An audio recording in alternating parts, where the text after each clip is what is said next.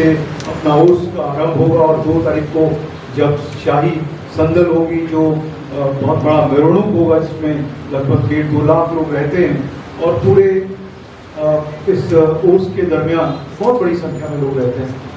तो जाहिर सी बात है कि बहुत सारे हमारी तरफ से काम होंगे और इसमें कोऑर्डिनेशन होना बहुत ज़रूरी है सभी डिपार्टमेंट्स का।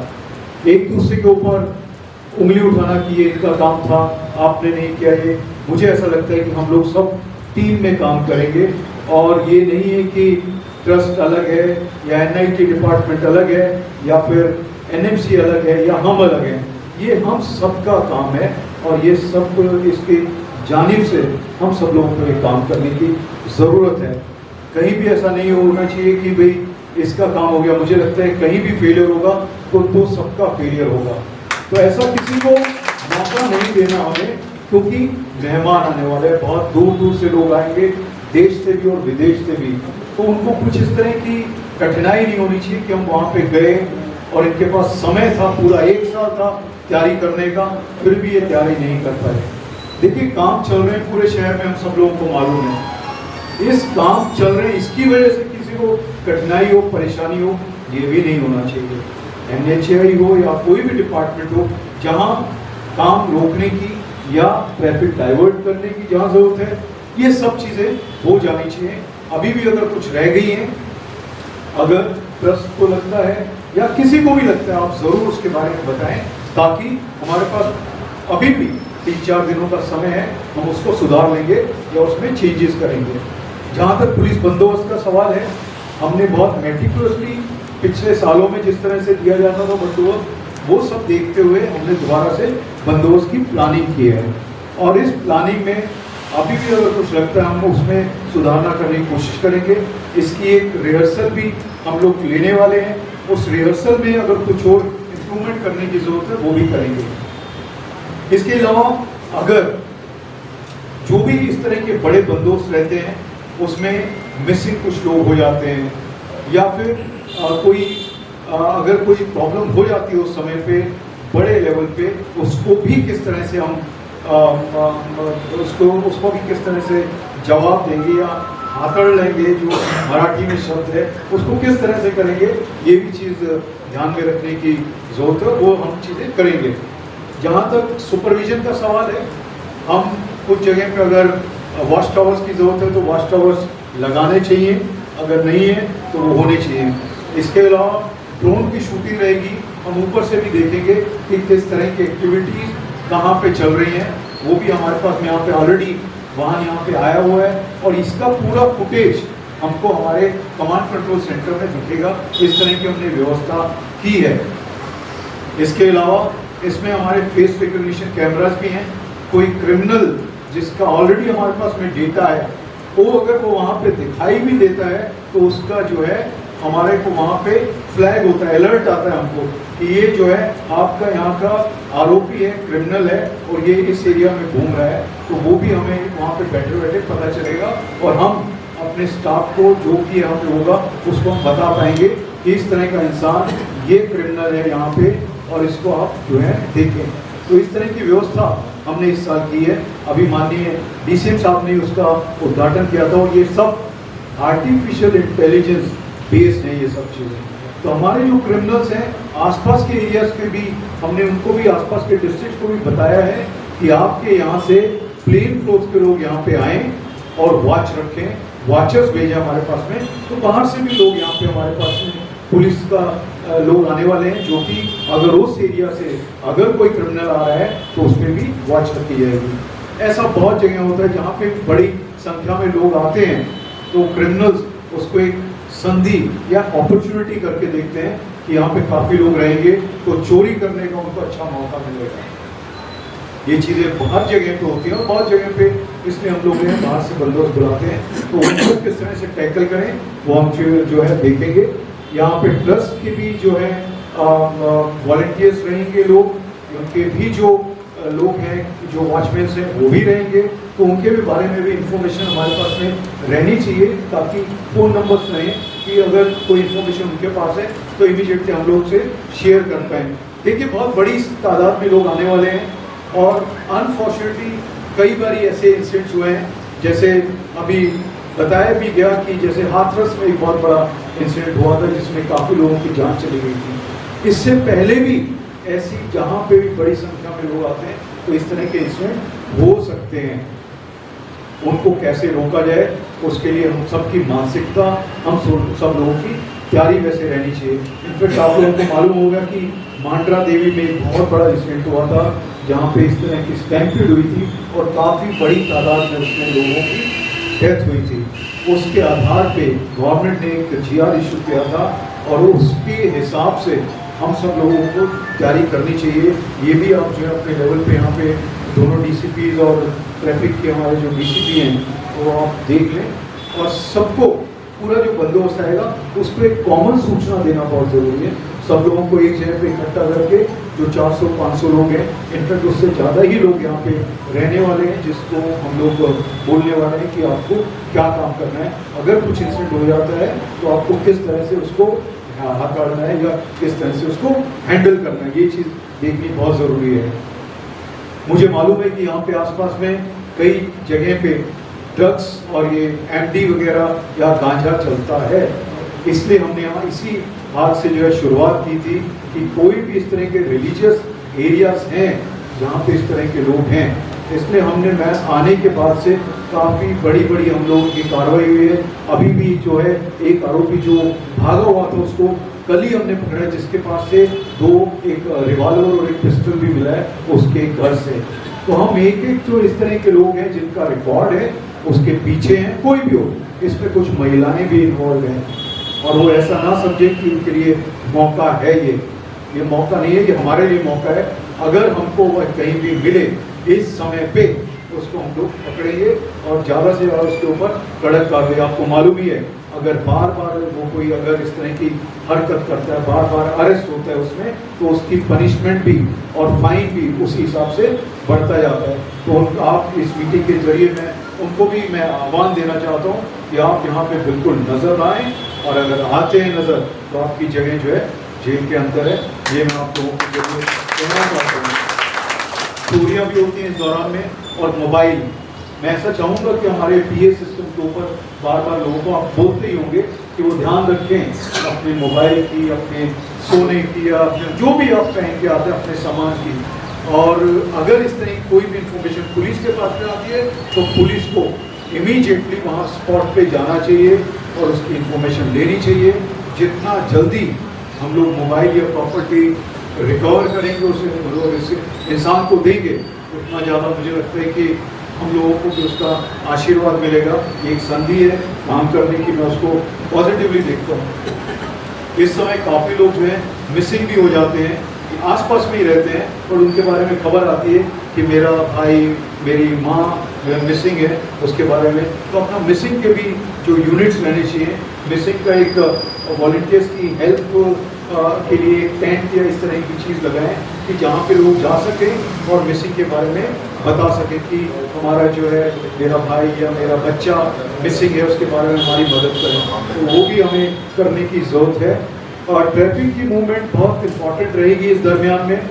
तो ट्रैफिक के पॉइंट ऑफ व्यू से हमारे को जो डाइवर्जेंस करने की ज़रूरत है वो सोशल मीडिया पे और मेन स्ट्रीम मीडिया, अपने न्यूज़पेपर्स में उसके बारे में बताना कि इस समय पे हमने ट्रैफिक को डाइवर्ट किया है, ताकि सब लोगों को मालूम रहे। और हमारे जो बाकी की एजेंसीज हैं, बाकी के डिपार्टमेंट्स हैं, उनके साथ भी ये चीज़ शेयर होनी चाहिए, क्योंकि उनसे भी कई बार डायरेक्टली पूछा जाता है कि किस तरह का ट्रैफिक रहेगा। यहाँ पे जो कई जो लोग हैं या इसके बारे में जो छोटे चैनल्स हैं या जो भी चैनल्स हैं, इलेक्ट्रॉनिक माध्यम है, उसके थ्रू भी हम सब तक पहुँचना चाहिए कि क्या हमारी ट्रैफिक की मैनेजमेंट है। पार्किंग बहुत इम्पॉर्टेंट इशू रहेगा इस दरमियान में। तो पार्किंग की व्यवस्था कहाँ पे करनी है, इसका क्लैरिटी रहनी चाहिए, ताकि ट्रैफिक यहाँ तक पहुँचे ही नहीं। उनको व्यवस्था अगर 200-500 मीटर पे अगर हमको कोई स्कूल मिलते हैं या कोई और जगह मिलती है ट्रैफिक की पार्किंग के लिए, तो वो हमें करके लेनी चाहिए ताकि कोई दिक्कत ना हो। और उसके बारे में ऑलरेडी बता देना चाहिए उन सबको। और वहाँ पे ट्रैफिक की व्यवस्था के लिए हमारे लोग भी रहेंगे और ट्रस्ट की तरफ से अगर कोई ज़रूरत है वहाँ पे वॉचमैन रखने की, वो भी आप करने की तैयारी में रहिए, ताकि ट्रैफिक यहाँ पे ना आए। और अगर कोई ट्रैफिक आ भी जाता है तो हमारी जो है कोई वैन्स जो है यहाँ पे ज़्यादा से ज़्यादा उस समय पे रहनी चाहिए, क्रेन्स रहनी चाहिए, ताकि इमीडिएटली उस वाहन को निकाल दिया जाए, क्योंकि आने और जाने का जो रास्ता है वो क्लियर रखना बहुत ज़रूरी है। एम्बुलेंस की जहाँ तक व्यवस्था है, स्ट्रेटेजिक पॉइंट्स पे एम्बुलेंस रहनी चाहिए।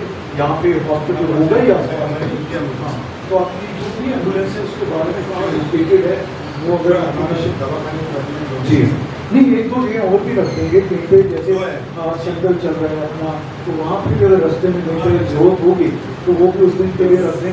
मेडिकल कैंप है सर जी, तो इसका एक मैप बना लें, मैप बना के कि ये मेडिकल कैंप्स कहाँ कहाँ पे हैं, तो उसका भी अगर अपने वहाँ लोकेशन रहेगी मैप के ऊपर तो अपने सब अधिकारियों को उसके बारे में पता होगा, और वहाँ पे कौन है, किसका वहाँ पे मोबाइल नंबर है, अगर ये भी उसमें रहेगा तो उसकी काफ़ी हेल्प हमारे को हो पाएगी।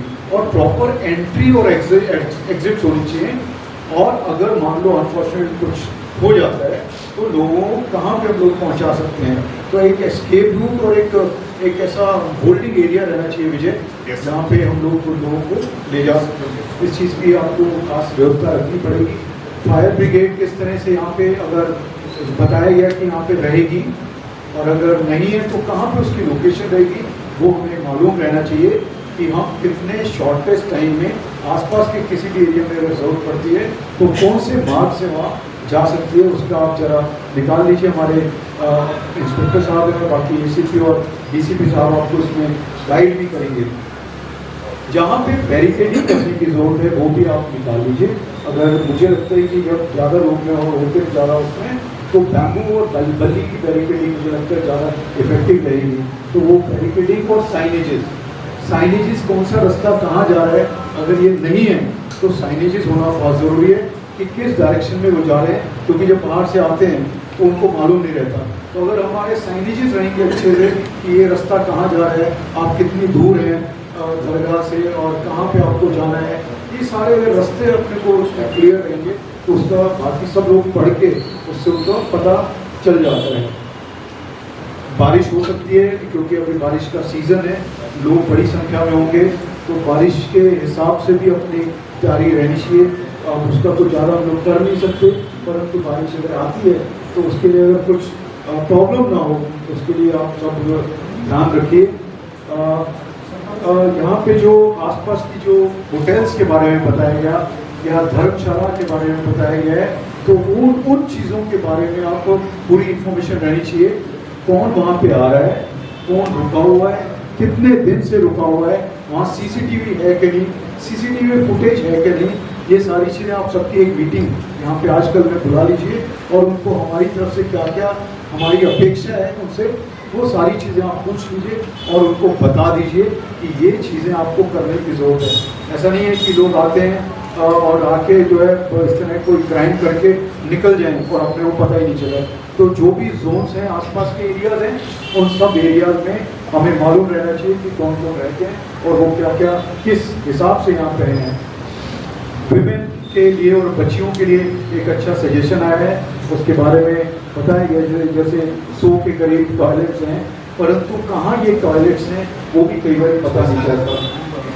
हाँ, तो उसका जो साइन जो होना चाहिए कि महिलाओं के लिए यहाँ पे टॉयलेट्स हैं, पुरुषों के लिए यहाँ पे टॉयलेट्स हैं, ताकि उन्हें कोई प्रॉब्लम ना हो, क्योंकि महिलाएं और बच्चियाँ जो हैं दूर से आती हैं और उनको कोई इस तरह की प्रॉब्लम नहीं होनी चाहिए। और हमारी ये जिम्मेवारी है कि उनका पूरी तरह से ध्यान रखा जाए और कोई भी किसी को तकलीफ ना हो। अगर आपको फिर भी लगता है कुछ विषय पे काम करने की ज़रूरत है वो ज़रूर आप बताइए, ताकि हमारी तरफ से कोई कमी ना रह जाए और कल हम सोचे कि यार हमने ये चीज़ पे रह गया हमारा काम करना। अभी भी हमारे पास में 2 दिन हैं, इन 2 दिनों में हम लोग काफ़ी इम्प्रूवमेंट और ये सब चीज़ें कर सकते हैं। मैं चाहूँगा कि एक रात के टाइम पे पूरा एरिया जो है, एक तो मिर्नुक का एरिया और आसपास का एरिया पैदल मार्च किया जाए अपनी पुलिस की तरफ से, और ताकि जो है रात को भी हमको पता चले कि कोई अड़थड़ा तो नहीं है, कोई पत्थर तो नहीं है, कोई दगड़ तो नहीं है या कोई सरिया तो नहीं निकला हुआ। ये सारी चीज़ें सभी डिपार्टमेंट्स अगर एक साथ में अगर हम पूरे एरिया में एक बार रात को घूम लें तो जब शांति से घूम सकते हैं, देख सकते हैं, क्योंकि उस समय रात को भी लोग रहेंगे, उनका रात को भी आना जाना चलता रहेगा। तो 24 घंटे किस तरह की मूवमेंट रहने वाली है लोगों की, ये सारी चीज़ें रात को एक बार पैदल घूमें, गाड़ी में मत घूमिए और देखिए कहाँ पे लाइट बंद है, कहाँ पे लाइट की और ज़रूरत है, ज़्यादा लाइट कहाँ चाहिए, अभी कौन से डार्क एरियाज हैं जो कि हमको और कवर करने चाहिए। तो अपनी जो संस्था है वो सब इन चीज़ों को काम करने के लिए तैयार है। ऐसा नहीं होना चाहिए की आम्ही विसरलो होतो, हे पण सांगितलं पाहिजे होता, ह्या जर केला असता तर अजून चांगला झाला असता, ऐसी चीज़ें नहीं होनी चाहिए। तो इन सब चीज़ों के ऊपर हम सब ध्यान देंगे। मैं भी रात को हो सकता है एक बार यहाँ पे चक्कर लगाऊंगा और उस समय देखूंगा कि इस तरह की कोई चीज़ ना हो। एक बहुत ही महत्वपूर्ण विषय है जो मैं इस शहर में काम करना चाहता हूँ, वो है शोर, जो साउंड है, जो आवाज़ है, उसके ऊपर काम करना बहुत ज़रूरी है। मैं चाहता हूँ कि ये शुरुआत, क्योंकि अभी मैं फर्स्ट टाइम ये चीज़ हो रही है, मुझे ऐसा मौका भी नहीं मिला। कई बार ये मीटिंग लेनी चाहिए, नहीं लेनी चाहिए, मैं आऊँ या नहीं, मैंने बोला कि मैं उस मीटिंग में आना चाहता हूँ। और मैं आप लोगों से एक विनती के साथ बोलना चाहता हूँ कि जो प्यारे कान जी ने बताया है कि हमारे यहाँ पे जो शोर है इस शहर में, उसको हम लोग कैसे कम कर सकते हैं। क्या इसकी शुरुआत इस बार ही हम कर सकते हैं क्या, यहाँ से कर सकते हैं क्या?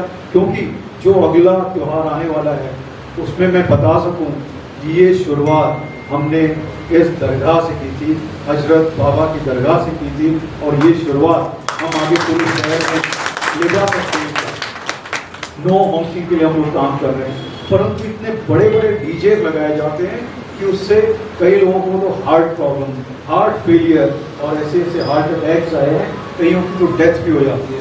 हम इतने अच्छे, इतने सुंदर त्यौहार हैं हमारे, उसको और सुंदर कैसे करें? पारंपरिक तरीके से हम इसको क्यों नहीं सेलिब्रेट कर सकते? क्यों हमको इतने बड़े बड़े डीजे की वॉल्स की ज़रूरत है? क्यों डॉल्बी साउंड्स की ज़रूरत है? ये कहीं ना कहीं रुकना चाहिए, ऐसा मेरा मानना है। आप बाहर जब जाते हैं, हम लोग इतने ध्यान से सब चीज़ें ऑब्जर्व करते हैं, विदेश में आते इतनी शांति मिलती है हमको, कहीं भी बैठ जाएं। तो ये एक शांति का एक त्यौहार है, एक भाईचारे का त्यौहार है। मुझे बड़ी खुशी होती है जब इस तरह के एग्जीक्यूटिव बॉडी में सभी धर्म के लोग यहाँ पे बैठे। तो ये इतना प्यारा त्यौहार है। तो ये शुरुआत मुझे लगता है कि हम लोग यहीं से करते हैं, और इस बार इसमें आप सब लोग बोलिएगा कि कोई भी आवाज़ ना हो, हम शोर एक दूसरे की आवाज़ सुने ना, हमारी जो पारंपरिक जो लोग हैं उनकी आवाज़ सुने, उनका क्या बोलना है वो सुने। क्यों हम शोर सुने? हम आपस में बात भी नहीं कर सकते, इतना ज़्यादा शोर होता है। तो ये ना हो, और अगर इसमें कोई इस तरह की चीज़ होने वाली है, मैं उससे खुद बात करने को तैयार हूँ। आप सबको बताइएगा, इनफैक्ट हमारी तरफ से नोटिस जानी चाहिए सबको कि भाई ये नहीं होगा इस बार, ये होगा, ताकि हम सबको, सब धर्म के लोगों को बता सके कि ये सर्वधर्मीय शुरुआत हमने हजरत बाबा की दरगाह से हमने शुरुआत की है, उनके उर्स से शुरू की है। तो ये हम सबको मानना है और इस पर काम करने की जरूरत है। ये कुछ कुछ रिक्वेस्ट की आप लोगों से जो मैं करना चाहता था। मुझे पूरा विश्वास है कि बहुत अच्छे से इस त्यौहार को मनाएंगे। लगभग 15-20 दिन तक ये चलेगा। करके अपना त्यौहार जो है ट्रस्ट की तरफ से किया जाता है, हम सब लोग इसमें शामिल होंगे और खूब एंजॉय करेंगे। अगले साल जब हम मिलेंगे सब ये बोलेंगे कि वह पिछले साल का जो हमारा कोर्स था उसके आज तक कोई मुकाबला नहीं कर पाया। ये चीज़ हम करेंगे, मुझे पूरा विश्वास है। सब डिपार्टमेंट्स, हम सब लोग मिलके बहुत अच्छे से इसको एंजॉय करेंगे। मैं हमेशा ये बोलता हूँ कि पुलिसिंग जो है हम लोग टेंशन में नहीं, स्ट्रेस में नहीं, हम उसको एंजॉय करते हैं। तो इस बार हम लोग एंजॉय करेंगे। आप सब लोगों को भी लगेगा वाह क्या चीज़ हुई है इस बार। आप सब लोग ट्रस्ट के जो मेंबर्स हैं, आप सबको एक चीज़ बताइएगा कि किस तरह से अच्छे तरीके से हम लोग इसको मनाने वाले हैं। आप सभी का बहुत बहुत धन्यवाद, बहुत बहुत शुक्रिया।